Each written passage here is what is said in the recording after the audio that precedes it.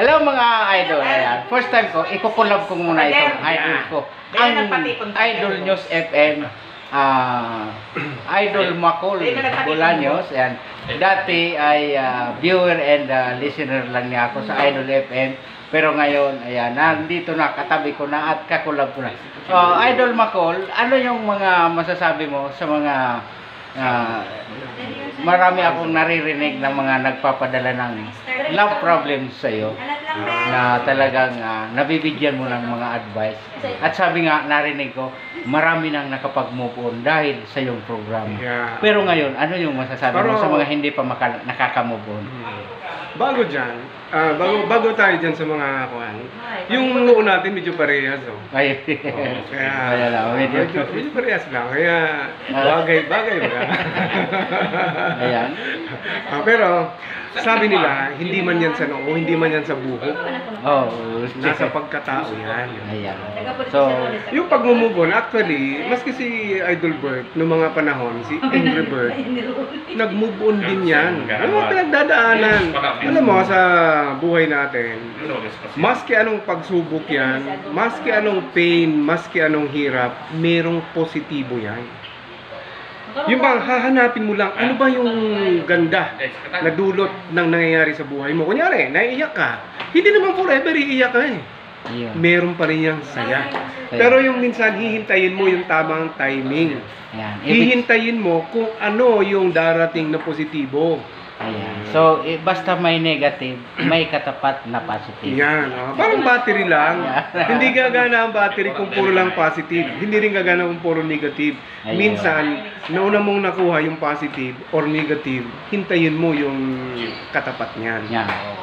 So, basta ang buhay ay talagang parang para sa akin, parang gulong lang. Patuloy na umiikot na minsan ikaw ay nasa ilalim at siyempre maya-maya ikaw ay nasa ibabaw naman. Pero pagka paborito mo lagi kang nasa ibabaw, di gawin mo yung walang balakid. Kung gusto mo na naman nasa ilalim, gawin mo. Hintayin mo ang pagkakataong iibabaw ka rin. Ayun. So, yan. Yan talaga ang mga payong pang love life ni Kuya Macol. Maski po nung tabakan si Bing ng Taisan, araw na araw. So, talaga. Sa iyo, dami rin akong napapanood mo ng mga vlog. Tuloy-tuloy lang. Diba? Kung saan, sabi nga, kung saan tayo masaya, gawin lang natin yan. Kasi may resulta yan na maaabot.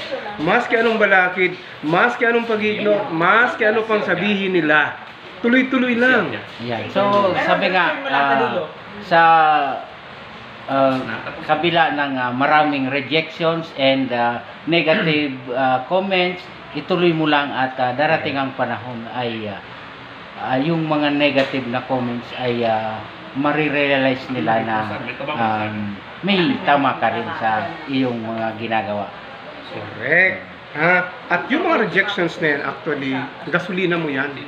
Yung mga rejections na yan, hugutan mo siya ng aral para mag-move on. Sa China, isa sa pinakamayaman, si Jack Ma, ang daming rejection sa buhay niya.